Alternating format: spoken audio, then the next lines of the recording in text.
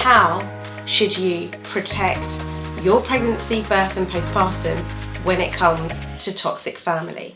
This video has been a long time coming.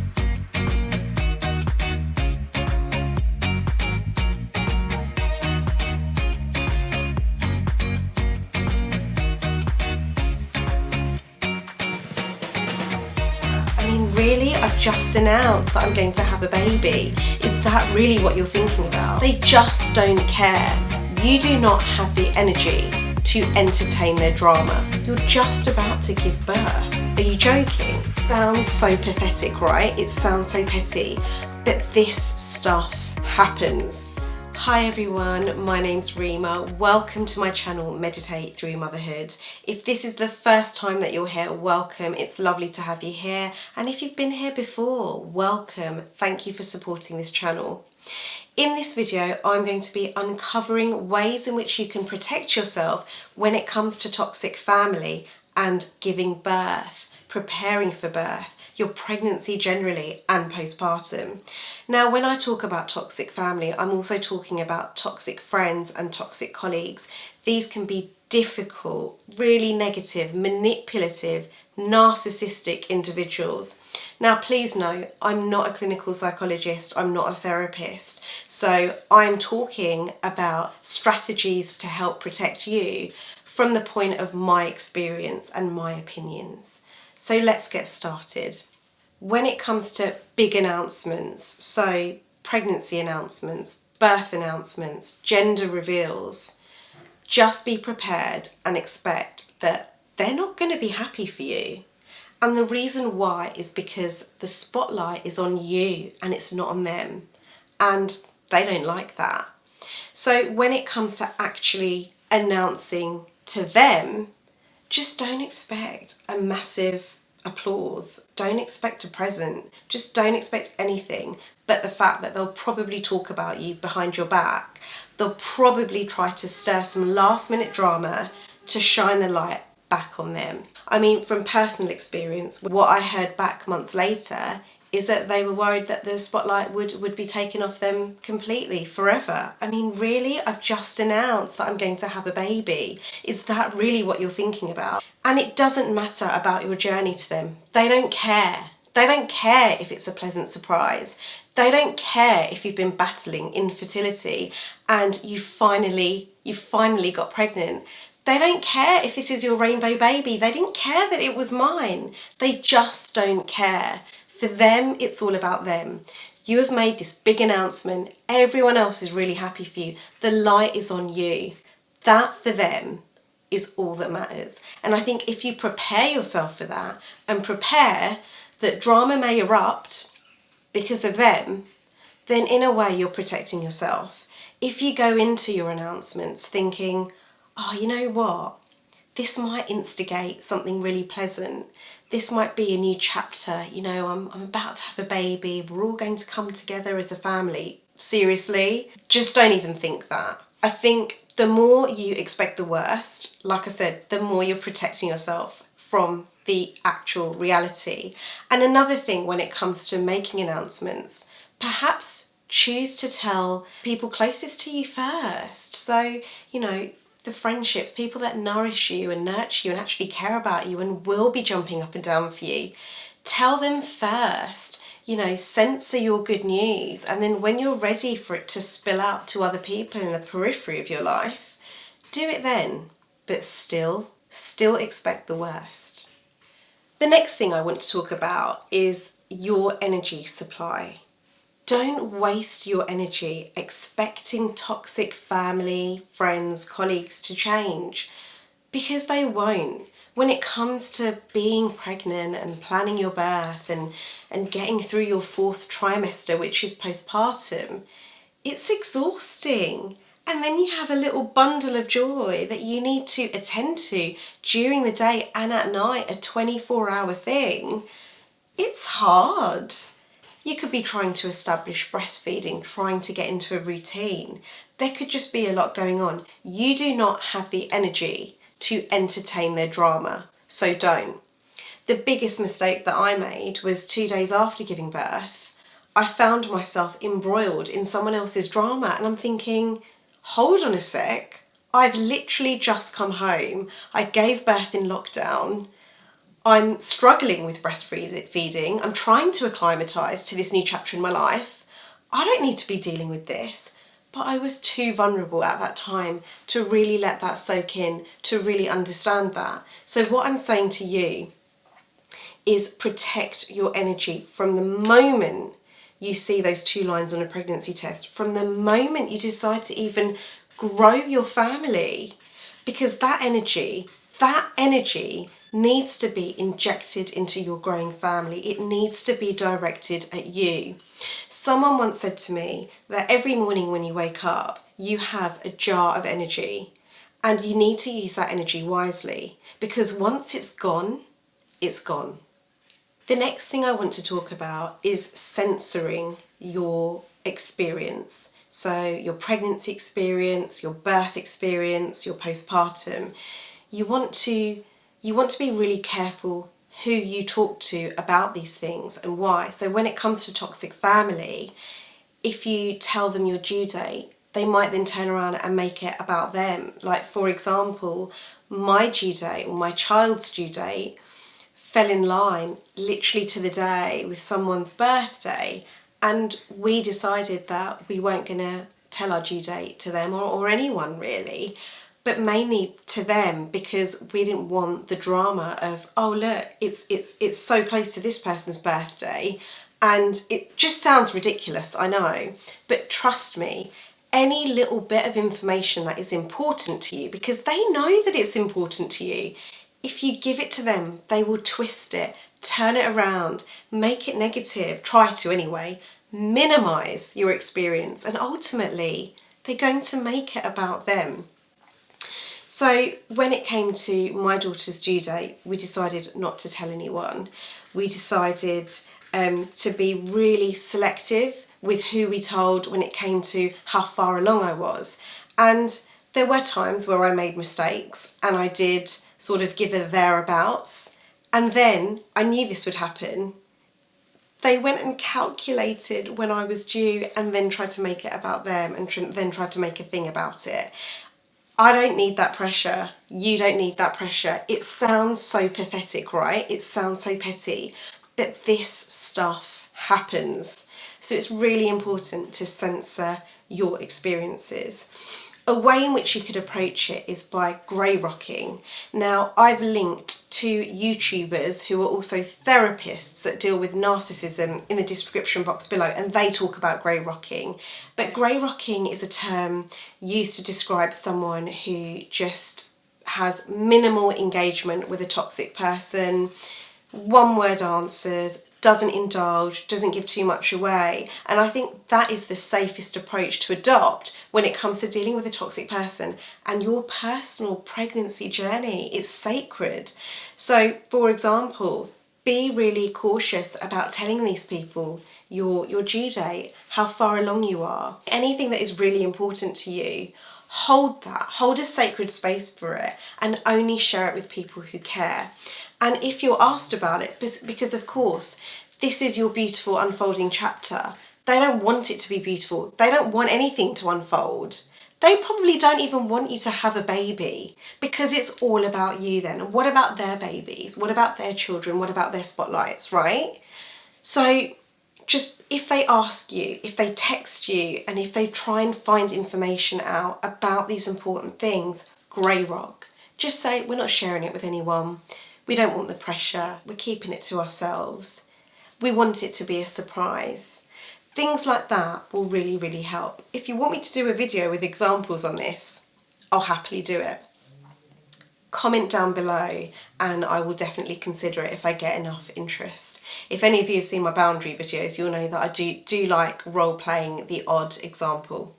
So let's move on to the next thing. So the next thing is all about protecting your space. So the time that you spend with these toxic individuals.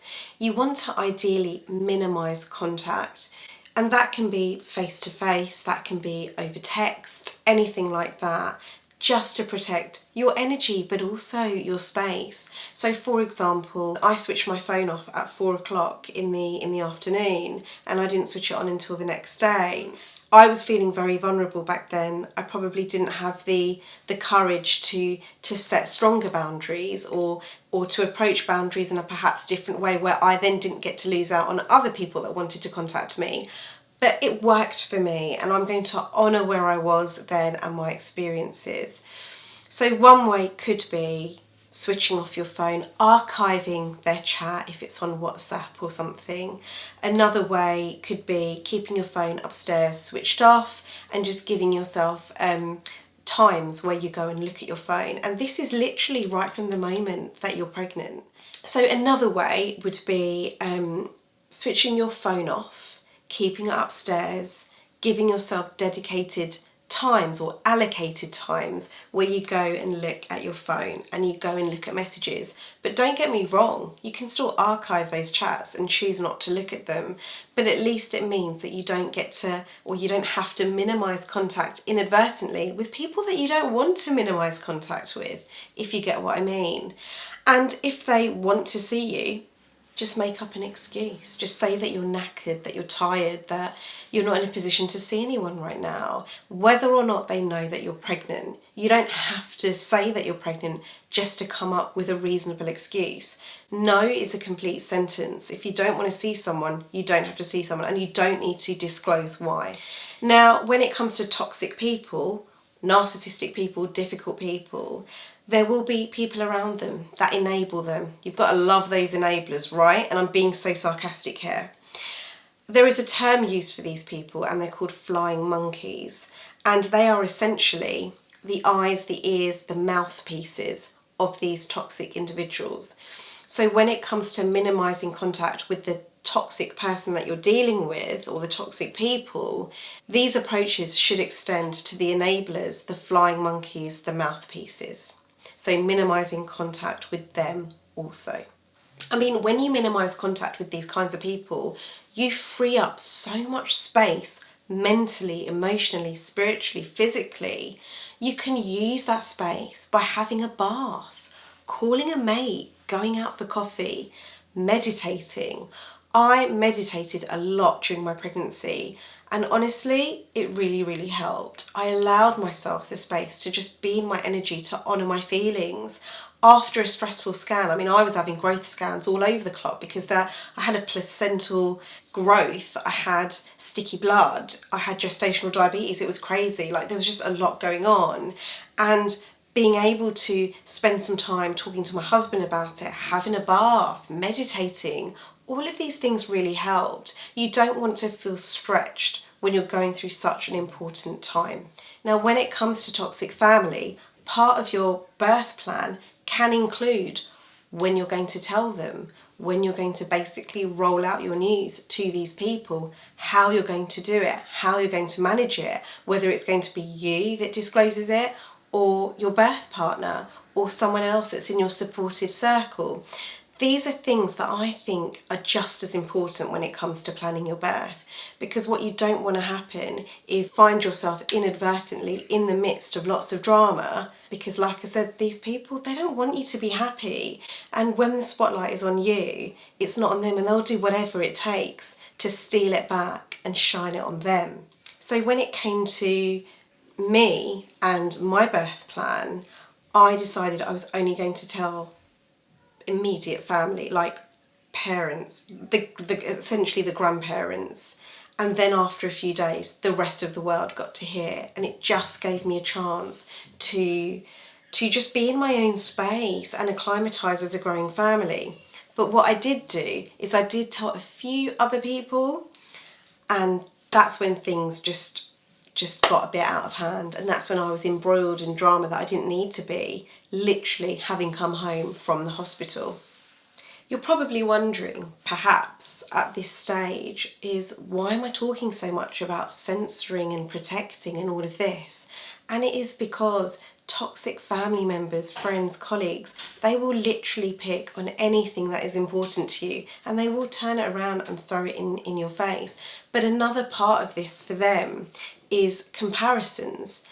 they might look at what you're doing and feel like, well, I didn't do that. And then that triggers them.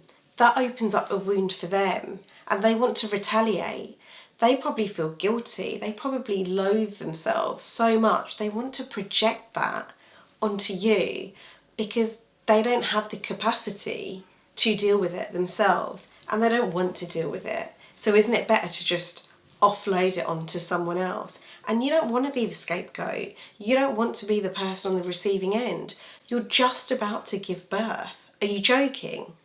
So let's talk a bit more now about postpartum, and this period of your journey is just as important. Your body is recovering from growing a human, and your body is going through a roller coaster of emotions. You are going through a roller coaster of emotions. There is a roller coaster going on under the surface that you probably don't even know about, but it's just going to shoot up and be like, whoa. It's all a real infusion of overwhelm and emotion.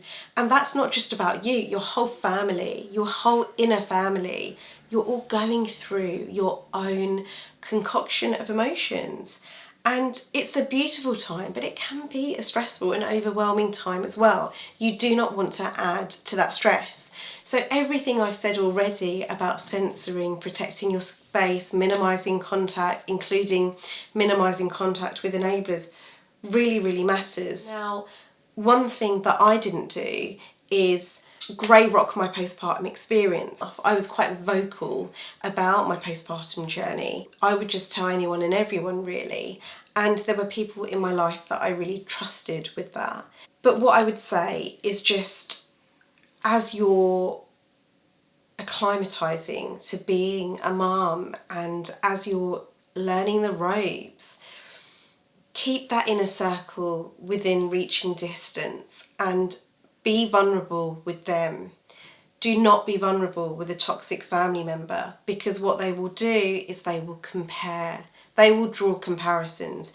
You will essentially be a mirror to their insecurities and they will offload onto you, and it's not very nice. Or they'll offload behind your back, and this was the case for me. And then you hear about it months later and you feel really judged by your mothering skills, by your feeding habits, by just everything. And when you're trying to move through this journey that you've been on, when you're trying to find some balance and normality, the last thing that you want is to feel like you're being judged, that you're doing something wrong.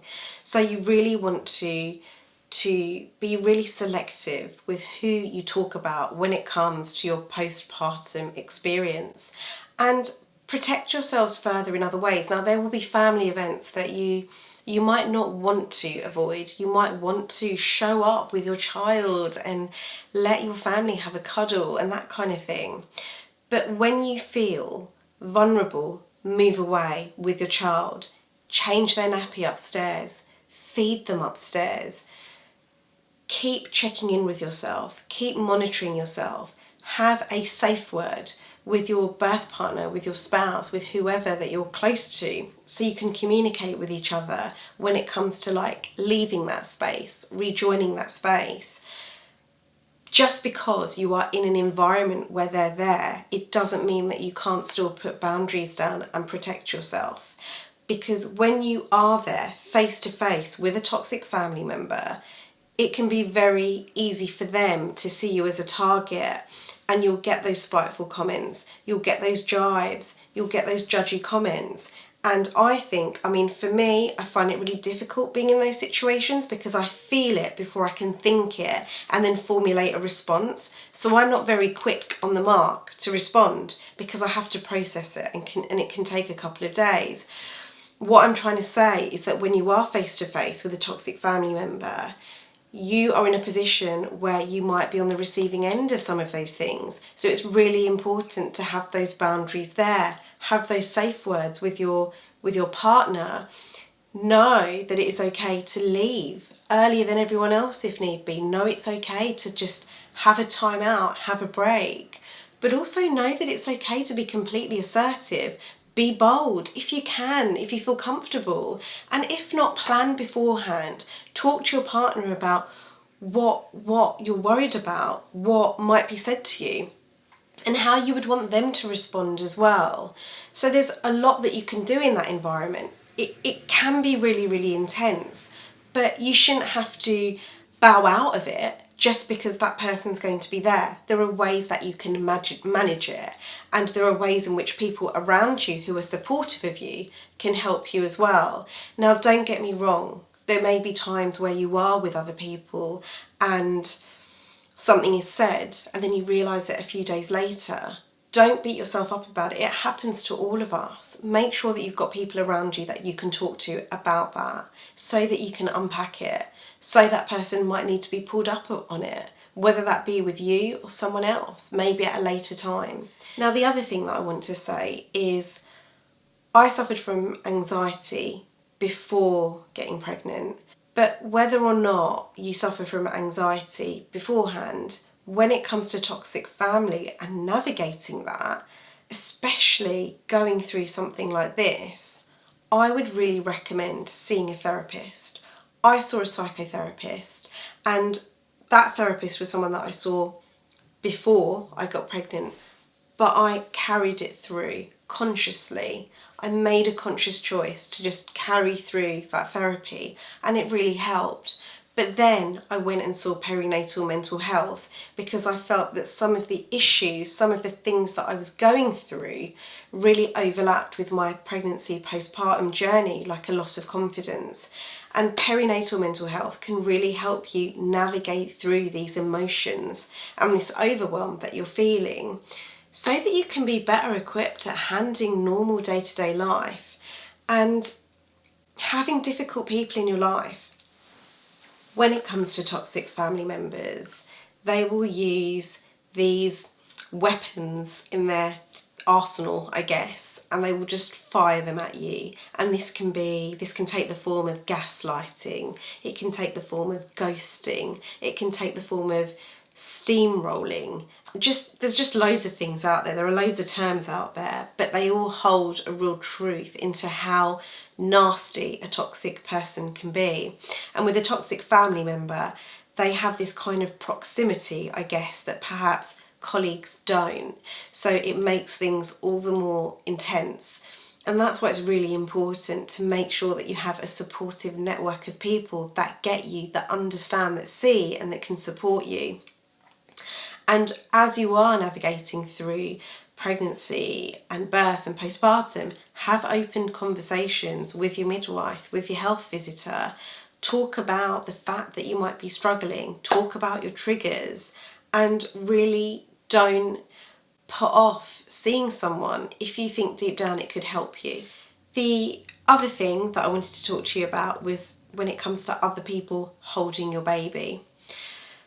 That is a boundary that you can put down. Now, toxic family members, what they might do is they'll just be all lovey-dovey to your little one, even though they are so nasty to you, and it's going to make you feel like you've lost that control and your inner tigress will come out, and that's your little cub, and you want to protect that with everything you've got. I would say put a boundary down. Just say, you know what, she's just gone off to sleep, we're all right for now. We're not having cuddles today because he's just not been that great with his routine. Yeah, we're not having cuddles today, but you can certainly have a look. And if you can't say that, get your partner to say it. Get someone else to say it. But it is okay. You know, in this day and age, post-pandemic, it is not unnormal to not hold a newborn baby that isn't yours. And even if it was, who cares? If that is going to make you feel vulnerable, that is going to make you feel vulnerable. So yeah, they can't hold your baby, end of discussion. So this has been quite a short video that has just kind of, I guess, glossed over ways in which you can protect yourself when it comes to planning your birth, pregnancy and postpartum with toxic family members. If you would like more videos on that, please do let me know. And I wish you the best of luck with your journey. And I know it can be really annoying when you have to deal with these people as well, like in the background. But remember, you have a choice. You get to choose how much contact you have with them. You get to choose what you do and don't say to them and how much of a role they get to play. And if you don't want them to have a role at all, you can do that with boundaries. I'm all about boundaries, and I have got videos on boundaries, so do check them out. I will also say that I have another channel. It's called Your Tarot with Rima, and it's a channel that delivers empowering tarot in the form of pick a card readings and also fortnightly readings with water signs. So if you are a Pisces, a Scorpio, a Cancer, Sun, Moon, Rising, or have strong water sign placements in your chart, check me out. If you like pick a card readings, check me out. It would be lovely to have you on that channel as well. Now, with that being said, I'm going to end this video here, and I will see you in a couple of weeks. Take care. Bye.